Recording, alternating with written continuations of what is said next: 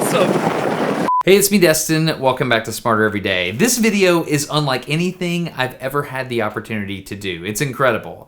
What you just saw was filmed in March of 2020. That was me on a sled on my way to a US nuclear submarine that's just popped through the ice in the Arctic. By the end of this video, you're gonna see what it's like to board that submarine. I went out to observe a military exercise known as ICEX 2020. I boarded the submarine, and when I got back, everything was different. This happened right before COVID-19 started hitting the US in a significant way, and things continue to change. This was before the murder of George Floyd, which has proven to be a watershed moment in the history of our country. This video was a very clear demonstration to me that no matter what's happening here at home, right now, there are hundreds of thousands of people in the US Navy from all different backgrounds providing security and stability across the entire world. These people have taken an oath to defend the Constitution, and they take that very, very seriously. So what's so cool about this is in this video and in some upcoming future content, hopefully, I get to share with you how I learned what these people are doing, how they're protecting our interests and assets at the far reaches of the Arctic, and how they exactly do that. We as Americans are in a tumultuous time of change, but it feels like we're actually on the cusp of living up to the ideals the country was founded on. All that being said, there are people that want to do harm to America, and this video is an attempt to give you a little insight into those that are defending America at the outer edges. The Navy is not just a huge organization. It's made up of people. We the people. These folks are highly skilled, they come from many different backgrounds, and like I said, they've taken a solemn oath to defend the US Constitution. I'm going to introduce you to the Navy one person at a time, in a way you've never seen before. A couple of years ago, I showed you RIMPAC, the Rim of the Pacific exercise. That's where the Navy partners with its allies in the region for a huge military exercise in the Pacific Ocean. ICEX is a 3-week biennial exercise that offers the US Navy the opportunity to assess its operational readiness in the Arctic and train with other services, partner nations, and allies to increase capability in the region and maintain regional stability while improving capabilities to operate in the Arctic. To help you understand the strategic importance of this operation that we're about to explore, the day after I left, our F-22 fighters intercepted Russian bombers, reconnaissance aircraft, and fighters as they approached and circled Camp Sea Dragon, which is the forward operating ice base that we're going to travel to. It's located off the coast of Alaska. This is a big deal. All right, so now that you have some context for the video, let's do it. And to be clear, the Navy has paid me nothing to do this. They simply gave me access and said, tell the story as you see fit. It's a beast to even get there though. So let's start by showing you what it takes to get to Camp Sea Dragon. I flew across the country to Seattle, which was a long flight, but I hadn't really thought about how far it was from there up to Alaska. I didn't realize that as far as I'd flown from Alabama, I was only about halfway there because of the distance between Seattle and Fairbanks. Once I got to Fairbanks, I had a layover for a day, and I decided to try to track down a couple of different local scientists before I continued the journey further north. And by the way, it is stinking cold in Alaska. I'm gonna experience negative 30 for the first time. I had heard from experienced explorers that my camera gear might not work at these temperatures, but this is the moment that made me start to take that advice seriously. This is a problem.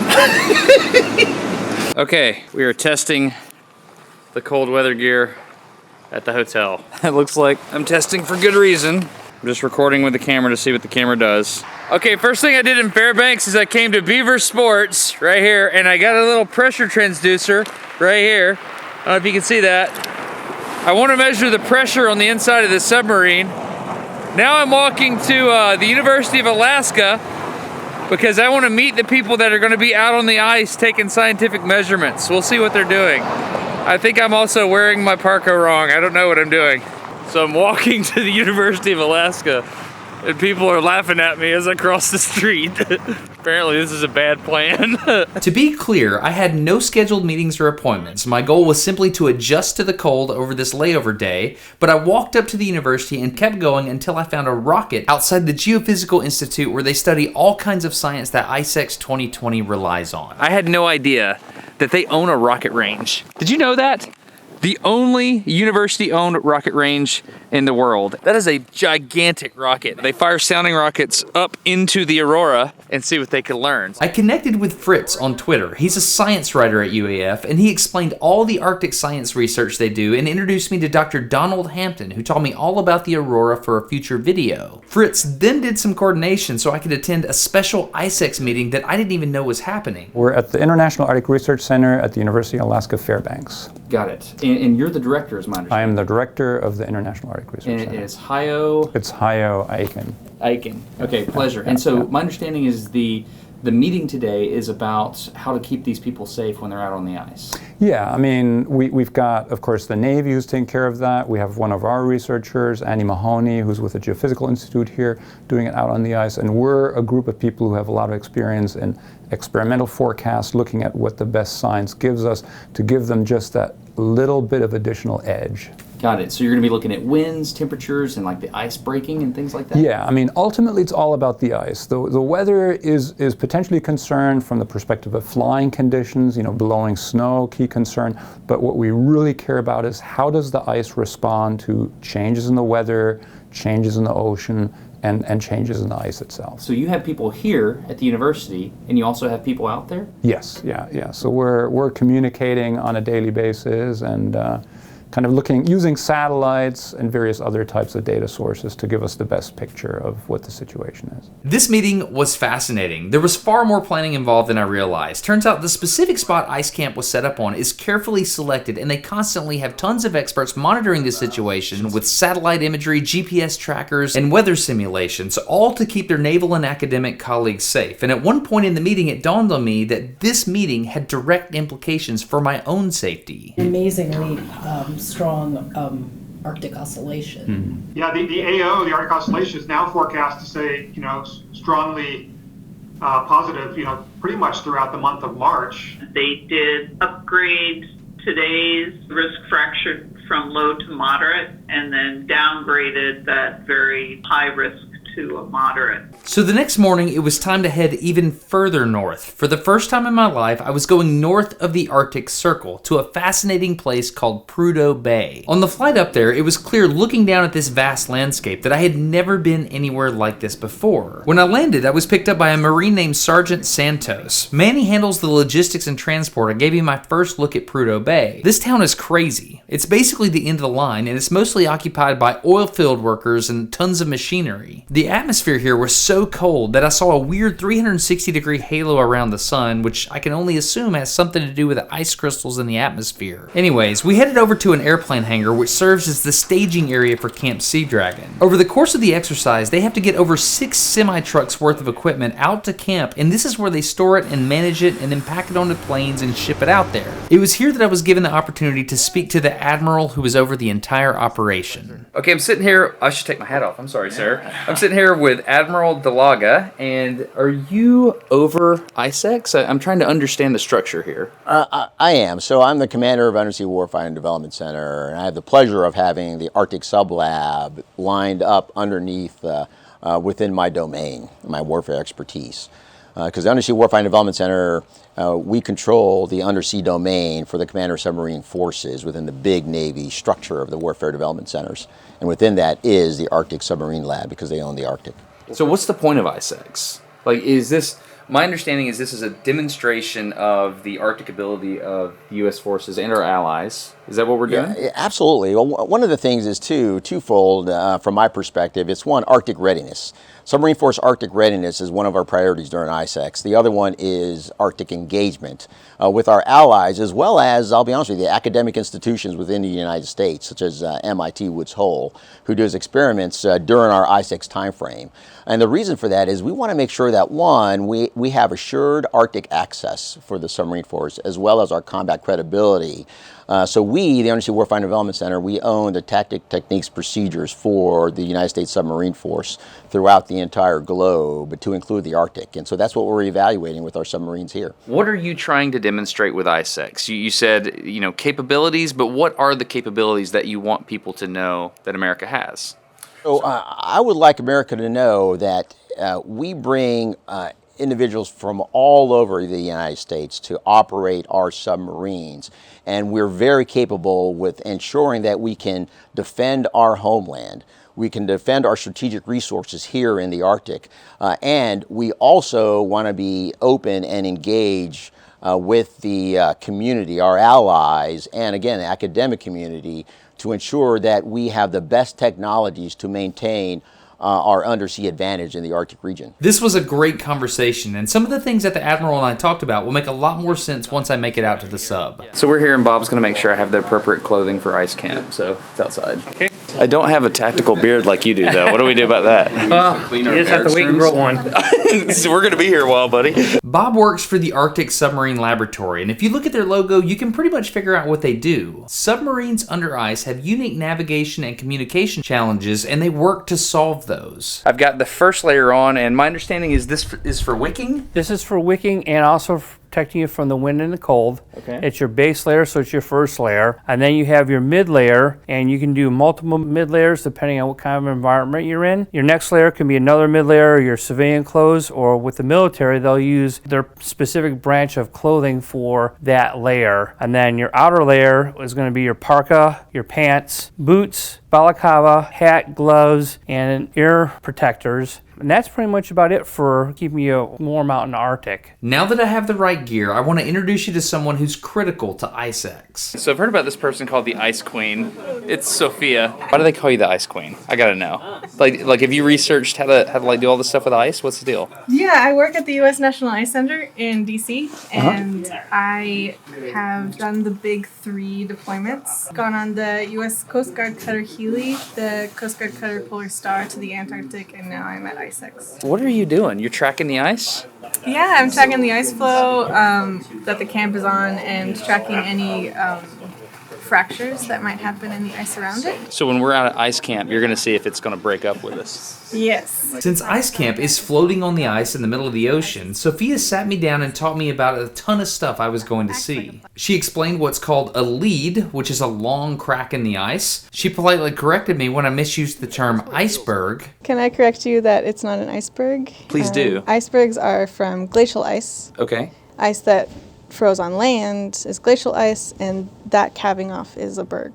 And this is all sea ice, and these are called ice flows or cakes. My favorite thing she taught me to be on the lookout for was called finger rafting. That's when 2 large ice flows come together, and right where they meet, parts of the ice from one side will go over or under the other, and they end up interweaving, almost like a zipper. It's crazy because if you look at it at a large scale out the airplane window, it looks like it was like, I don't know, like a woodworking finger joint. Hence the name finger rafting. So you're tracking the thickness of the ice, whether it's gonna fracture, all that good stuff.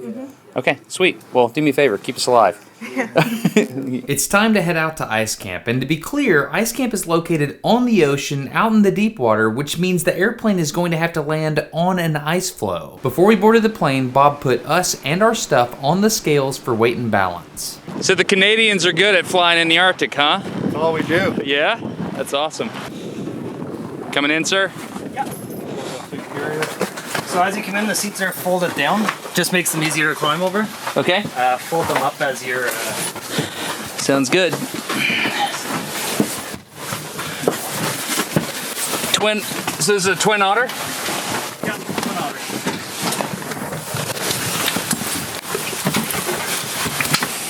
So most of you guys are scientists? Yeah. We are also students and Yeah? professors and staff. All over the place. All over the place. We took off from Prudhoe Bay and headed north out into the Beaufort Sea. The Royal Canadian Air Force are the experts at Arctic flying, which is why they handle most of the transport. The ice was beautiful. The way it breaks up reminds me of my fracture mechanics class. I saw leads and flows and even finger rafting. I started to be able to identify first-year ice versus multi-year ice, and while staring out the window, I chatted with the Canadians on comms and asked them how they land a heavy airplane on first-year ice. It was an interesting discussion, and right after that, we saw it. Camp Sea Dragon. Just before landing, we circled over one of the 2 submarines that had popped up out of the ice near camp, and it was amazing. This is a huge machine that contains people, and it went under the ice hundreds of miles, I don't even know how far, and just popped up right out of the ice. All my questions rushed to my mind, but they would have to wait, because first we have to land an airplane on ice and make our way to camp.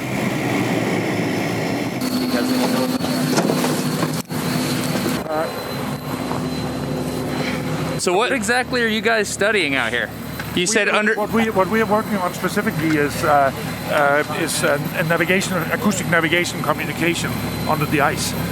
Because of course we don't have GPS, but what we have developed is an approach combining acoustic communication with navigation that allows us to get close to GPS navigation accuracy on the water, under the ice, and that's what we're going to be demonstrating. Nice. So you have beacons out somewhere, and then you're going to put... out there. A couple of my guys are out there putting them out now, so we'll have 4 of those beacons and their communication buoys, and the vehicle will then communicate to these buoys where it thinks it is. Right. And then on the top side, we'll then make a track solution and send that back down to the vehicle and tell it, no, you're not there, you are there. Ah. And then it's updating that. And oh, so it's like a correction. It's like when you integrate, it's the plus C. Exactly. Plus C, yeah. And also we tell it where the camp is moving, what the ice is moving, because it's using an upward-looking device for measuring speed relative to the ice. It gets confused when the ice is moving, so we also tell it how much the ice is moving. Oh, that's awesome. So it's a really complex navigation system. It's just calculus though, right? Absolutely. Yeah, that's it. That's what PhD students are for. Exactly. I know all about that. I'm just here to talk to you. Yeah, that's right. You're here to get your name on the paper. Am I right? Am I right? Yeah. Exactly. They're the ones doing You left me hanging. Oh, there you go. Thank you. Recaught it. That's how you doing? Ready to go? Oh yeah, absolutely. All right. So I can take you up here, and then everybody else can get comfortable on the sled. We'll go slow. Oh, that's what I'm talking about. You want to be on the back? Sure. Front? This'll be fun. This reminds me of when, like, it used to snow in Alabama. We would pull a tire behind a four-wheeler.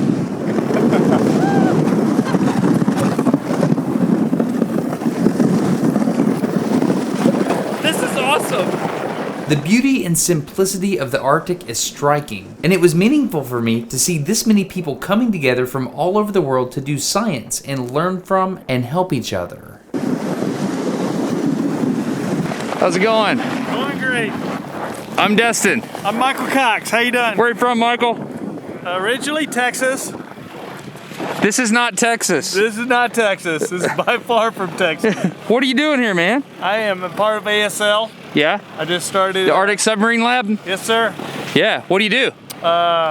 We set up camp, we dig holes, and we make sure everybody gets around where they need to do. All the teams, all the projects, we assist with whatever they need. So logistics. Logistics. When you say dig holes, what does that mean? They got a project tent out there, dug a 3-foot by 5-foot hole for them to do their project that they're working on. So you're keeping camp alive, basically. That's what, yes. Between us and UIC, we keep everything running, keeping it heated and keeping electricity to it. That's awesome. Thanks, Mike. Thank you. Pleasure to meet you. Take care. We're going to be heading out to the sub pretty soon, so my goal is to find Andy. Hayo from IARC said he's the guy that's studying the ice. What are we doing here? We are drilling a hole for our RO unit. Make water. You're making fresh water? Making fresh water out of seawater. Nice. So is this salty? You want to taste it? It's normal. Yeah, I do actually. Is it all right? Slush if you want. Let's do it. It's seawater. So that likes to be concentrated, so that's frozen. Whoa, that's very briny. Yeah. That is the saltiest water I've ever had. Whew. So you're Andy? Yes. So Hayo told me to say hey to you, man. Right. You talked to Hayo already? Yeah. Cool. Yeah. So what are you up to? Aside from drilling holes in the ice, I guess I'm here as the camp ice expert. Help pick the flow that we're on. Try and hedge our bets against the ice flow breaking up underneath us. Yeah. Trying to pick the right flow. And then I'm also doing some research here. Working with colleagues from Cold Regions Research Engineering Lab as well to try and study what makes ice break, how strong ice is, what makes it break, can we predict if and where ice is going to break. So like fracture mechanics and stuff like that? Yeah, it's fracture mechanics, it's understanding properties of a material at large scale, like beyond the lab scale, a big enough scale where there's random cracks and flaws and heterogeneities, unevenness in the ice, that act to weaken the ice kind of in aggregate. The ice flow is our lab. Yeah. And specifically what we're trying to do is take this out of the lab. We're trying to make measurements that are too big to do in a lab. So I've got a radar sitting on top of the pressure ridge out there, and that's measuring real small changes in how the ice is moving. We can measure shortening or stretching of the ice by a few centimeters over several kilometers. Yeah. And strain. Strain, exactly. Yeah. Strain on the order of 10 to the minus 5, 10 to the minus 6. Can you show me one or two of these things? Yeah. So this is, on the left is a radar. Yeah. Interferometric terrestrial radar. And on Go ahead, I'll follow you. And on the right is an LSO, a laser strain observer. Yeah. They're both essentially measuring the same thing. We're trying to measure strain in the ice, potentially down to 10 to the minus 6, which is what we'd expect for elastic strain if the ice is just being squashed without actually cracking. But if we start to get cracks, that's when we'd start to see, higher rates of strain, centimeters, potentially meters of motion. And that's what we're trying to that's when you know measure. there's been some stress relief happening. Yeah, that's right. And so we've also got a couple of stress gauges out there, and what we see is you see a peak in the stress, and then the stress drops just as the cracks open up and the stress state relaxes again. So this is rotating once every 5 minutes, so we kind of got up here at a good time. It's just getting to the end of a sweep now, and then it's going to go back to find home. So it's doing the radar is doing this every 5 minutes. So it's interferometry? It's interferometry, yeah. And it's actually got one transmit and 2 receive antennas, so it can do instantaneous interferometry, create a 3D map of the ice around us. Although I'm primarily using it to look at interferometry, looking at changes over time. So it's basically going to tell me how far away an object is, and then I can measure any change down to a small fraction of a wavelength. This is a KU band radar with about a 17 millimeter wavelength, so we can measure changes in the... So the wavelength means you can only measure up to 17 millimeters and change, but you have to use interferometry to get shorter than that. That's right, exactly. Yeah, that's cool. So we're measuring the phase of the radar signal. Can we go see your total station over there? Yeah. So it looks off into the distance where there's some prismatic retroreflectors. They give a very, very precise... Corner reflectors. Yeah, exactly, basically. So it's going around, and it takes roughly 5 minutes to make a scan. And so every 5 minutes we get a recalculation of the position of these reflectors. There's about 20 reflectors circling camp. And we can see changes in the position of those. And what we've seen so far is that we're standing on an old pressure ridge. This is multi-year ice that survived several summers. Off behind us, camp itself, and the ice behind us is also multi-year ice, thicker, older, colder ice. Off on this side, where you landed on the runway, that's first-year ice. Thinner, warmer, not so strong. But the reason we did that is because it was smoother. That's right. So it's my understanding that the position of ice camp was selected based on old year ice right next to first year ice, so you could get the roughness to study, or basically the depth to study, but you can also get the first year stuff to land on. That's right. So it's very difficult to make a runway on this ice behind us. You can see it's really lumpy, and that it gets that terrain, that topography from successive summers of melting. The first year ice hasn't seen a summer yet, so unless it's been busted up into a pressure ridge, it tends to be very smooth and flat and ideal for a runway. So we want first year ice for landing the plane, multi-year ice for the safety. It's less likely to fracture. I don't know if you saw when you came in, there's actually quite a few leads and openings around us. We went up in the helicopter yesterday to kind of scout those out. And reassuringly, those cracks are primarily in the first year ice. So they're circling us. I'm going to put my hat on because my ears are just getting a little bit cold. Yeah, my ears are too. So if I understand correctly, correct me if I'm wrong, Andy. So you're using the total station to measure strain between here and many points. So this is your datum. Yep. You're doing a two-dimensional strain rate analysis. Yeah, that's right. Okay, and have you analyzed the data yet? We're actually analyzing the data in real time in the command center. Yeah. So you have optical corner reflectors for the Leica total station here. That's you right. have metal mechanical corner reflectors for the interferometric radar? The sea ice is a natural reflector. Really? Yeah. This is the command center for the Camp Sea Dragon. And what we've got set up here is a laptop showing real-time data from the LSO, the Laser Strain Observing System, up on the ridgetop out there that we were just standing by. These arrows here show the motion of some of those reflectors. So you can see this ice out here with these long arrows, this ice is moving in a largely southerly or easterly direction, whereas out here the arrows are very small and not moving. So the old ice where we are is... And where is camp? Camp is right here. The laser strain system is right on top of this pressure ridge. And where is the airstrip? The airstrip is in here. Okay, and the reason it's on the young ice is because it's smoother, is that correct? Because it's smoother.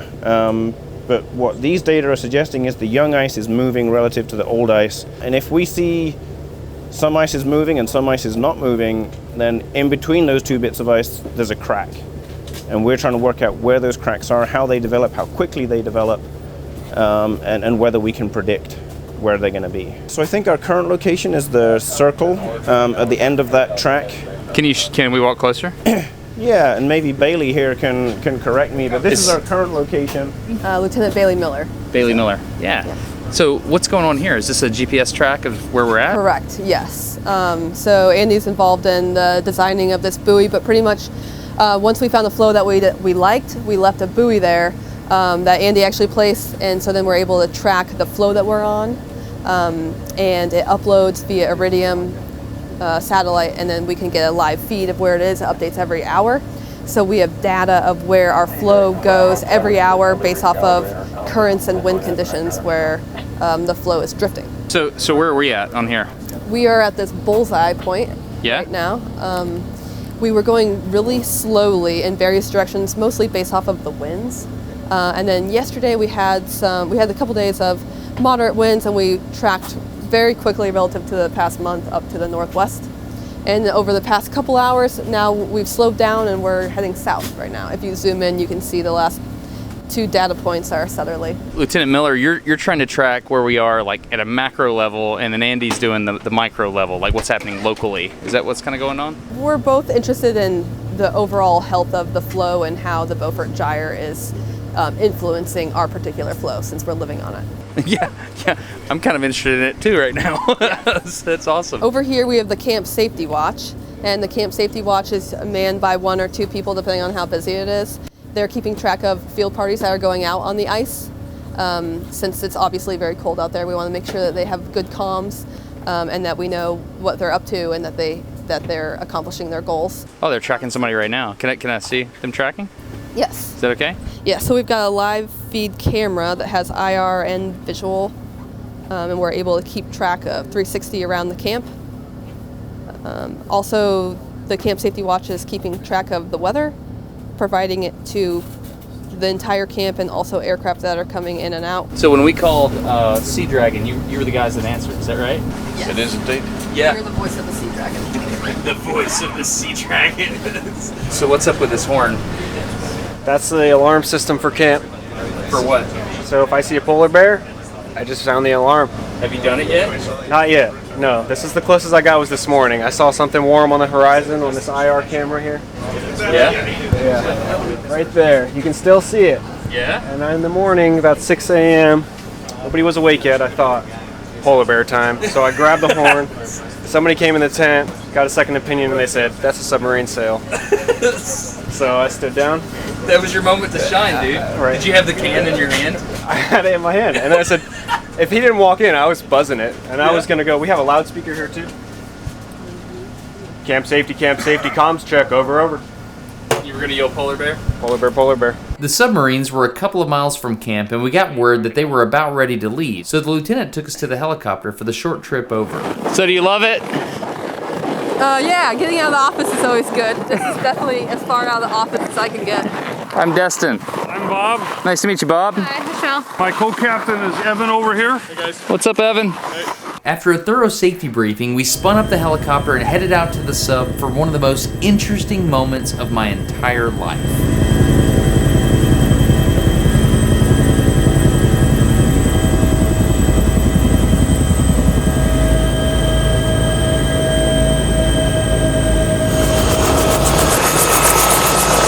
Well, that's a pretty big moment.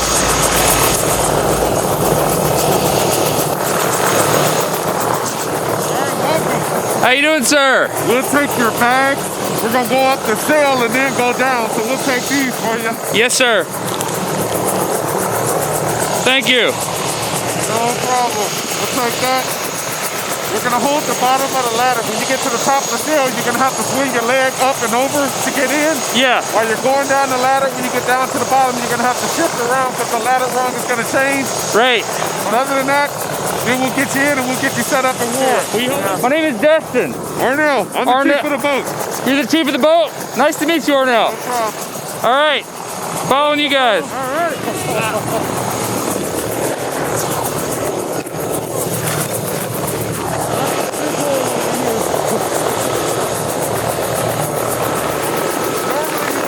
Come in through here, but we're not high enough in the ice right now, so there's a little water over our weapon shipping hatch, so we couldn't open the normal hatch. Great. Sounds good. Yes, sir.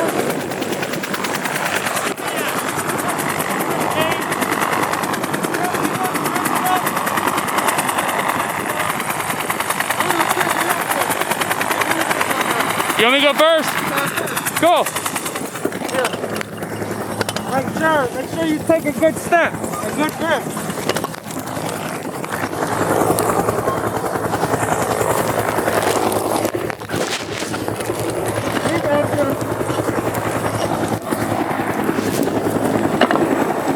What's up, man? Come on, sir. How's it going? Good. Nice to meet you. Good. Nice to meet you. What's your name? Caleb. Nice to meet you, Caleb.